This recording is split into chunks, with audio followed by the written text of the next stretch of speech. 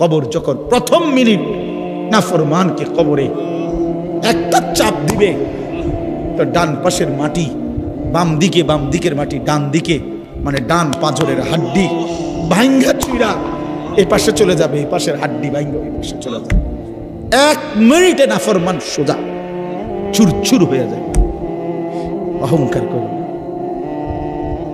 মাতবরি দেখাইও না।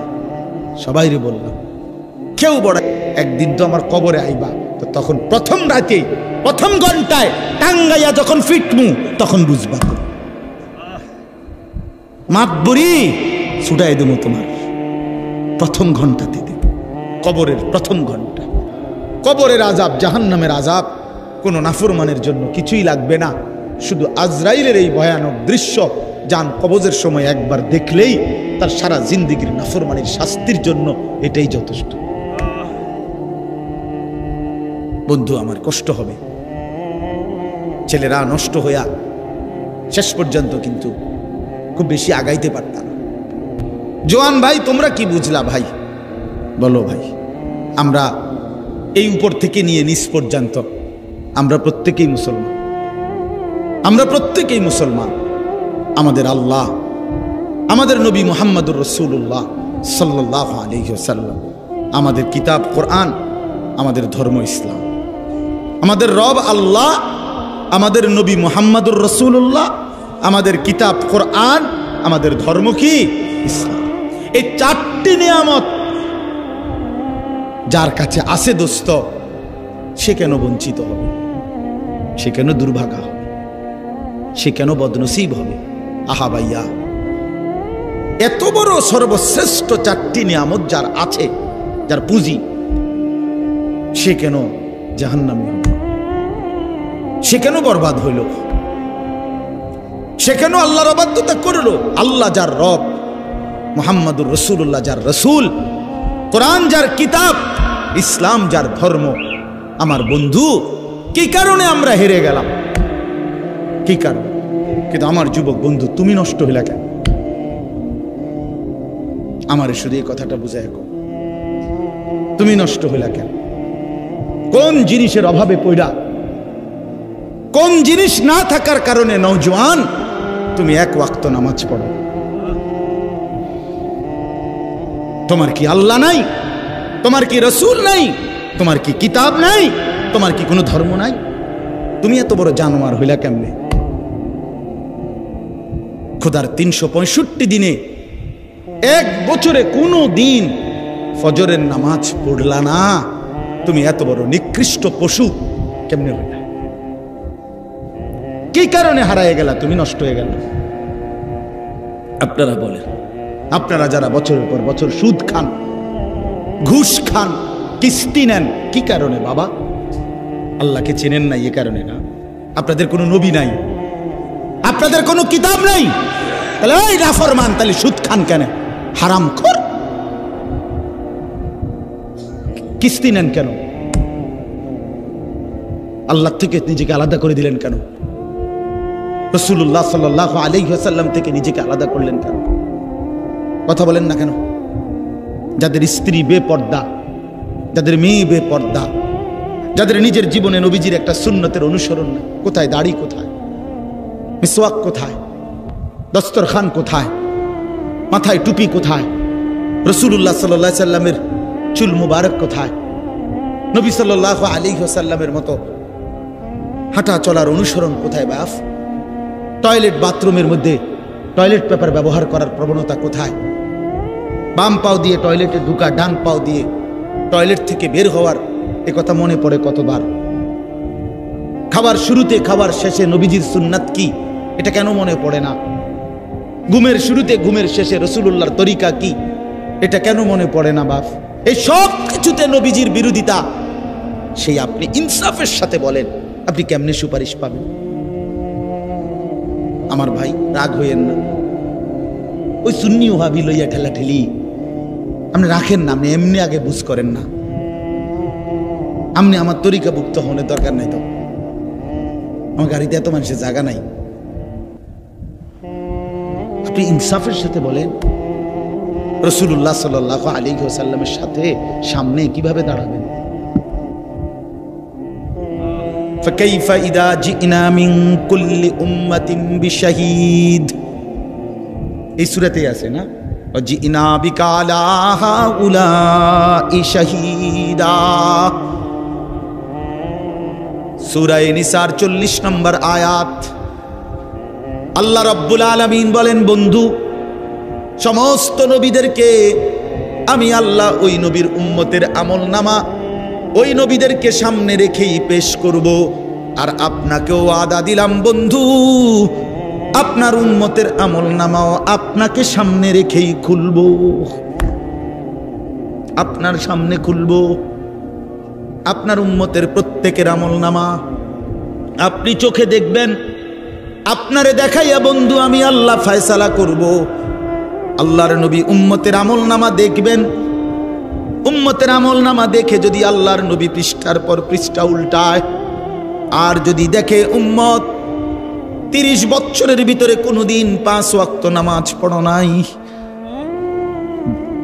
20 বছরে কোনোদিন সুদের লেনদেন ছাড়ো নাই, প্রতিদিন ওজনে কম দিছ, প্রতিদিন ব্যবসায় কাস্টমারকে ঠকাইছ, প্রতিদিন পণ্যের গুণাগুণ মিথ্যা বলেছ, হারাম রোজগারের ফিকিরে ছিলা, ঘরে রঙিন টেলিভিশন চলছে, স্ত্রী বেপর্দা, মেয়েটাও বেপর্দা, ছেলেটাও নামাজ পড়ে না, ঘরের কেউ ফজরের নামাজে ওঠে না, চেহারায় সুরতে চলনে বলনে কোনো কিছুতেই রাসূলুল্লাহর সুন্নাতের কোনো নমুনা নাই।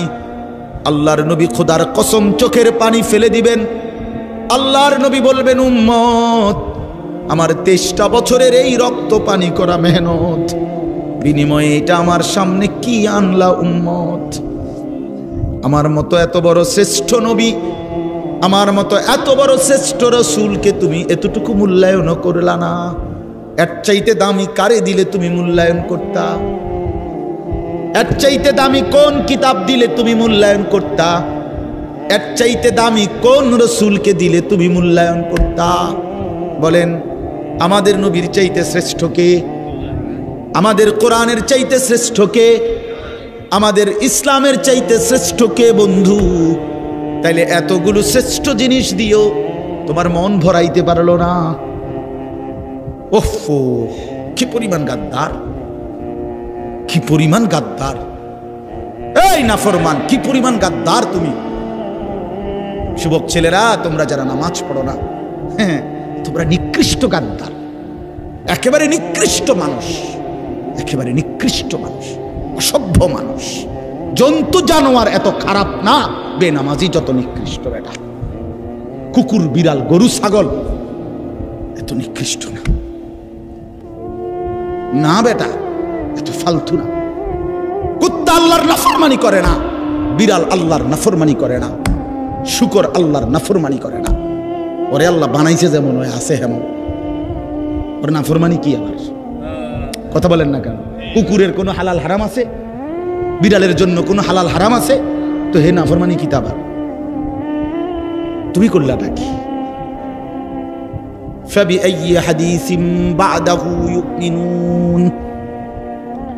বন্ধু আমার, কোরআনুল কারীমের মধ্যে আছে, আল্লাহ বলেন, অনেকক্ষণ আল্লাহ তাআলা জাহান্নামীদের কথা বলতে বলতে আল্লাহ একটা পর্যায়ে একটা সূরার লাস্ট আয়াতে আল্লাহ বললেন, বান্দা ফাবিআইয়ি হাদিসিন বাদাহু ইউমিনুন, আমার বান্দা এরপরে আর কোন কথা বললে তুমি ঈমান আনতা? আল্লাহ আফসোস করে, আমার বান্দা আর কেমনে বললে, আমি আল্লাহ আর কেমনে বললে তুমি ঈমান আনতা? আমি আর কি দিলে ঈমান আনতা? আমি আল্লাহ তোমারে সব কিছু দিলাম, আমি রসুল দিলাম, আমি কোরআন দিলাম, আমি ইসলাম দিলাম, বিনিময়ে আমি কিছুই পাইলাম না, একটা সেজদাও পাইলাম না, একটা সেজদাও পাইলাম। আল্লাহ আমাদেরকে মাফ করে দেন, আল্লাহ আমাদেরকে বুঝ দান করে। যুবকরা, বয়স্ক চাচারা, বাবারা, জিন্দিগিটা শেষ করে দিয়ে রাসূলুল্লাহ সাল্লাল্লাহু আলাইহি সাল্লামের অনুসরণ ছাড়া খোদার কসম সুপারিশ মিলবে না। এত রং না বাপ, সুপারিশটা আপনারা যারা মনে করছেন মামুর বাড়ি, হ্যাঁ নাচ আছে, নবীজির সুপারিশ হাউজে কাউসারের পানি, এটি জিলাপি দিয়া বিরিয়ানি দিয়া না, খিচুড়ি দিয়া না, রাগ হওয়ার সুযোগ নাই। হ্যাঁ, প্রতারিত হইয়েন না। আপনি আমার দলভুক্ত হওয়ার দরকার নাই। আপনি আমনের জায়গাতে থাকেন, আপনি আমনের তরিকাতেই থাকেন, কিন্তু ধোকা খাইয়েন না, ধোকা খাইয়েন, ধোকা খাইয়েন, প্রতারিত হইয়েন।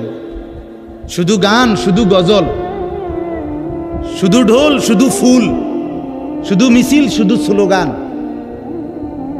হ্যাঁ, শুধু জিলাফি, শুধু বিরানি না বন্ধু। এত বড় শ্রেষ্ঠতম রাসূল 23 বছরে এই সামান্য এই কয়েকটা বিষয়ের জন্য আমাদের কাছ থেকে চেয়ে নবীজি আমাদের কাছ থেকে ভালোবাসার দাবিতে কয়টা বিরানি আর কয়টা জিলাফি আর কয়টা খিচুড়ি, আর আমরা নবীর জন্য একটা গাড়িতে ফুল লাগাবো আর কিছু প্লে কার্ড দিয়ে আমরা স্লোগান দেব, চিৎকার দেব, ওই হুল্লুর করবো। খালাস, 23 বছরের রাসূলুল্লাহ সাল্লাল্লাহু আলাইহি সাল্লামের মেহনতের হক আদায় হয়ে গেছে তো? এটা ইনসাফ বলে? তায়েফের রক্তের বদলা হলো তো? উহুদের দান দান শহীদের বদলা হলো তো? পেটে পাথর বাঁধা এই ক্ষুধার কষ্টে এটার হক আদায় হয়ে গেছে তো? তাইলে তাইলে কিতা সুন্নি, কিতা ওয়াহাবি, কিতা? হ্যাঁ, কিতা আসলে? কে লাগাই দিল এটা? কে লাগাই দিল? কি লাগাই দিল? যদি সুন্নি মানে হয় রাসূলুল্লাহ সাল্লাল্লাহু আলাইহি সাল্লামের সুন্নাতওয়ালা, তো এটাও তো মুমিনের হওয়া দরকার। যদি ওয়াহাবি অর্থ তো হলো আল্লাহওয়ালা, আল্লাহর নাম এটা ওয়াহাব, তো আল্লাহওয়ালাও তো মুমিনের হওয়া দরকার, নবীওয়ালাও তো মুমিনের হওয়া দরকার। আল্লাহ তো বলছেন ওয়া মান ইউতিইল্লাহ ওয়ার রাসূল, আল্লাহর আনুগত্য যে করবে, রাসূলের আনুগত্য যে করবে, তো এক মুমিন তো আল্লাহওয়ালাও হওয়া দরকার, নবীওয়ালাও হওয়া দরকার। কথা বলে নামাজ পড়বেন আল্লাহর হুকুম, অনুসরণ করবেন রাসূলের তরিকা, রোজা রাখবেন আল্লাহর হুকুম, কিন্তু অনুসরণ করবেন রাসূলের তরিকা। সোজা হিসাব, সোজা হিসাব। এই জন্য আপনাদের কাছে আমার অনুরোধ, মেহেরবানি করে ছেলেরা, বাবারা, পর্দার আড়ালের মা বোনরা সবাই মিলে সিদ্ধান্ত, এত বোকা হইয়েন না, এত বোকা হইয়েন, এত বোকা হইয়েন। অনেক ছেলে দেখেন তাকাইয়া, মাশাআল্লাহ অনেক ছেলে বসছে, কিন্তু বন্ধু চেহারা দেখলেই বোঝা যায় নামাজ পড়ে না, চেহারায় দয়া মায়া নাই, চেহারায় দয়া মায়া নাই, চুলের কোনো সাইজ নাই, চেহারার কোনো সুরত নাই, জামা কাপড় পোশাকের কোনো তাল নাই। কি করো, কি খাও, কোথায় রাত কাটাও, সারা রাত এই এক মোবাইল দিয়ে জিন্দিগি পার করতেছো, এটা সুস্থ স্বাভাবিক মানুষ হতে পারে না। এত ছবি, এত নারী, এত উলঙ্গ দৃশ্য কোনো স্বাভাবিক মানুষ দেখে না। এ তো পাগল ছাড়া, মাতাল ছাড়া আর কেউ না, আর কেউ। এক ওয়াক্ত নামাজ পড়তে পারে না, মন চায় না। আমি সেদিন বললাম যে আপন মা জীবিত, আমার এই কথাটা শেষ খেয়াল করে, আপন মা বাবা জীবিত, ঘরে ছেলেটা ঘরে ঘুমায়, বাপ মাও আছে, কিন্তু বছরের পর বছর কোনোদিন নামাজ পড়ে না, বাপ মাও কিছু বলে না। আরে বাবা, বিশ্বাস করেন, আমার কাছে মনে হয় জানেন যে এই সন্তানের উপরে আল্লাহর এত বড় লানত পড়ছে, খোদার গজব পড়ছে তার উপরে, যে আল্লাহ তাআলা তার মা বাবার কলজাত থেকেও এই সন্তানের আখিরাতের ফিকির সরায় দিয়েছে। আপন মা বাবা আর আপন সন্তানের ফিকির করে, যা তুই বাদ, তুই নষ্ট হয়ে যা, কাজ নষ্ট হয়ে যা। এই জন্য আমি অনুরোধ করছি, একটা ছেলেও যদি শুনে থাকেন, একটা বাবাও শুনে থাকেন, পুরা কোরআনুল কারীমের মধ্যে আল্লাহ তাআলা বিশ্বাস করেন। আবারও বলছি, নবীজির কথা বারবার আল্লাহ বলছে, ফাত্তাবিউনি, আমার নবীকে অনুসরণ করো, ইউহিব্বুকুমুল্লাহ, আমি ভালোবাসবো, ওয়াত্তাবিউহু লাআল্লাকুম তাহতাদুন, আল্লাহ বলেন আমার রাসূলের অনুসরণ করো, নিশ্চিত হেদায়েত পেয়ে যাও। আল্লাহ বলছেন, ফাল্লাযীনা আমানু বিহি ওয়া আযযারুহু ওয়া নাসারুহু ওয়াত্তাবাউন নূরাল্লাযী উনজিলা মাআহু, যারা আমার রাসূলের প্রতি ঈমান আনবে, আমার রাসূলকে সম্মান করবে, আমার রাসূলের দ্বীনের কাজে সাহায্য করবে, আমার রাসূলের উপরে নাজিলকৃত কোরআনকে যারা অনুসরণ করবে, খোদার কসম আল্লাহ বলছে, উলাইকা হুমুল মুফলিহুন, তারা নিশ্চিত সফল, কৃতকার্য, জান্নাতি। পুরা কোরআনে আল্লাহ বলছেন, রাসূলুল্লাহ সাল্লাল্লাহু আলাইহি সাল্লামের ভালোবাসা আল্লাহ তাআলা অনুসরণের মাধ্যমে বুঝাইছেন। অনুসরণ সুন্নাত মোতাবেক, পেশাব, পায়খানা, ওযু, গোসল, হাঁটা চলা, উঠা বসা, খানা খাদ্য, ঘর পরিবার, স্ত্রী সংসার, বাজার ব্যবসা, আয় রোজগার, লেনদেন, দেশ জাতি রাষ্ট্র পরিচালনা, সকল বিষয়ে আল্লাহ নবী সাল্লাল্লাহু আলাইহি ওয়াসাল্লামের তরিকা অনুসরণ করা। বলে আমি এক লগে হুজুর সবডি কুলামু পারমুনি, আপনি সবই পারতেন না বললা শুরুই করতেন না, এটা কোন কথা? কথা বুঝেন নাই আপনি? আমাদের আরবিতে একটা প্রবাদ আছে, মালা ইউদরিকু কুল্লু লা ইয়াতরুকু কুল্লু, যেটা তুমি ফুরাটা ফাটতা না এই কারণে ফুরাটা ছাইরো না। বুঝেন নাই কথাটা? এই জন্য আজকে ইনশাআল্লাহ আমরা এই সিদ্ধান্ত নেই প্রত্যেকেই যে আমরা প্রিয় নবী সাল্লাল্লাহু আলাইহি ওয়াসাল্লামকে অনুসরণের মাধ্যমে ভালোবাসব। কিসের মাধ্যমে? কোন আবার বলেন ভাই, কিসের মাধ্যমে? ঝগড়াঝাটির কোনো দরকার নেই, জান্নাতে যাওয়া দরকার। সবাই নিয়ত করেন ইনশাআল্লাহ যে সবাই জান্নাতি হবে, জান্নাতি হওয়া দরকার। জাহান্নাম টিকবেন না, কবরের আযাবে টিকবেন না, টিকবেন না, কবরের আযাবে টিকবেন। আমরা কিতাবে পড়ছি ঈসা আলাইহিস সালাম নূহ আলাইহিস সালামের জামানার ওনার একজন সন্তানকে কবর থেকে উঠাইছেন আল্লাহর কুদরতে। দেখছেন ওনার চুল দাড়ি সাদা হয়ে গেছে। তো নূহ আলাইহিস সালামের জামানার মানুষের চুল দাড়ি সাদা হতো না, কিতাবে আছে, যত বৃদ্ধই হইতো। ঈসা আলাইহিস সালাম জিজ্ঞেস করছে, আপনার চুল দাড়ি সাদা হলো কেন? বলে শুনেন, 450 বছর দুনিয়ার হায়াত পাইছি আমি, আমার কোনোদিন চুল দাড়ি সাদা ছিল না, হয় নাই। কিন্তু শুধুমাত্র মালাকুল মউত আজরাইল যখন আমার জান কবজ করে, তিনি বলেন, ওই নূহ আলাইহিস সালামের বংশধর বলে, আল্লাহর কসম, এই জান কবজের সময় সাকরাতুল মউত, মৃত্যুর যেই যন্ত্রণাটা লাগছে, ওই এইটুকু যন্ত্রণায় আমার চুল দাড়ি সাদা হয়ে গেছে। এরপরে তো রইছে বাপ, এরপরে তো রইছে, এরপরে তো সামনে রয়েছে। হযরত, আমার কাছে কিতাব, আমার গাড়িতে কিতাবটা আছে। হযরত ইব্রাহিম আলাইহিস সালাম একদিন আজরাইলকে বলছে, আজরাইল, কোন নাফরমান পাপীর রুহু যে কবজ করো তুমি, তখন তোমার চেহারাটা কিরকম হয়, আকৃতিটা আমার এটা একটু দেখাও। হযরত ইব্রাহিম আলাইহিস সালামকে আজরাইল বলছে, আল্লাহর কসম হে নবী, আপনি সহ্য করতে পারতেন না, আপনি এটা দেখতে চাইেন না। ইব্রাহিম আলাইহিস সালাম বললেন, না, আমার একটু হলেও দেখাও। তো আজরাইল এই বিভৎস আকৃতি, মানে নাফরমানের জান কবজ করার সময় ওনার যে চেহারার আকৃতি হয়, এই চেহারাটা ধরে ইব্রাহিম আলাইহিস সালামকে দেখাইলেন। বিশ্বাস করেন, এই কিতাবে আছে, ইমাম কুরতুবীর কিতাব। ইব্রাহিম আলাইহিস সালাম একটা চিৎকার মাইরা বেহুশ হয়ে গেছে। হুঁশ আসার পরে ইব্রাহিম আলাইহিস সালাম বললেন, আল্লাহর কসম, আয় আল্লাহ, মালিক আপনার কসম, কবরের আযাব, জাহান্নামের আযাব কোনো নাফরমানের জন্য কিছুই লাগবে না, শুধু আজরাইলের এই ভয়ানক দৃশ্য জান কবজের সময় একবার দেখলেই তার সারা জিন্দেগীর নাফরমানির শাস্তির জন্য এটাই যথেষ্ট। বন্ধু আমার, কষ্ট হবে, ছেলেরা নষ্ট হইয়া শেষ পর্যন্ত কিন্তু খুব বেশি আগাইতে পারতাম না। এই জন্য আজকে যারা বসছে সবার কাছে অনুরোধ করি, আমরা আল্লাহ এবং রসুলের আনুগত্য, ইসলামের দিকে ফিরে আসা, এটা আমাদের মধ্যে নিরাপত্তা, এটার মধ্যেই আমাদের মুক্তি, দুনিয়ার শান্তি, আখিরাতের শান্তি। আল্লাহ তাআলা আমাদেরকে তৌফিক দান করেন। আজকের এই মাহফিলটা আল্লাহ তাআলা কবুল করে নেন।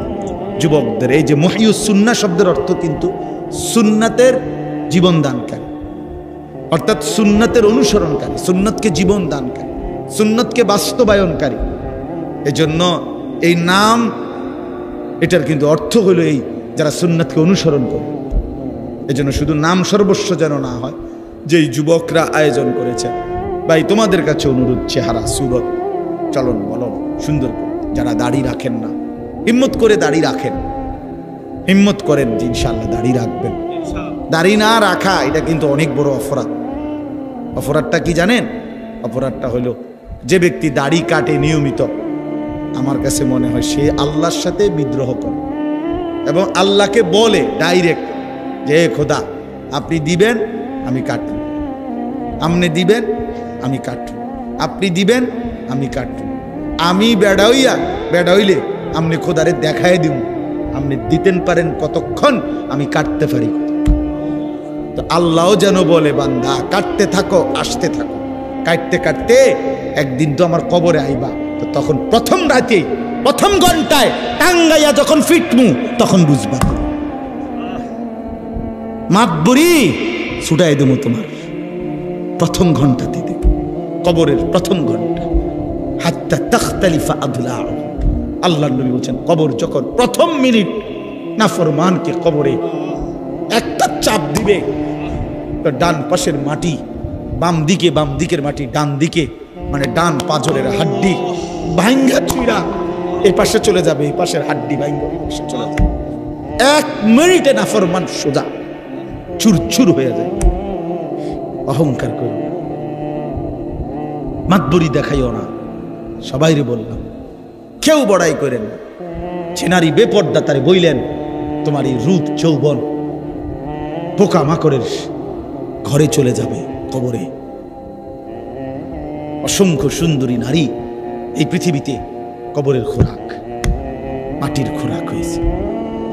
আল্লাহ তাআলা আমাদের সবাইকে তৌফিক দান করে। হিম্মত করলাম তো ইনশাআল্লাহ, 5 ওয়াক্ত নামাজ পড়বো তো ইনশাআল্লাহ। আল্লাহ তৌফিক দান করেন।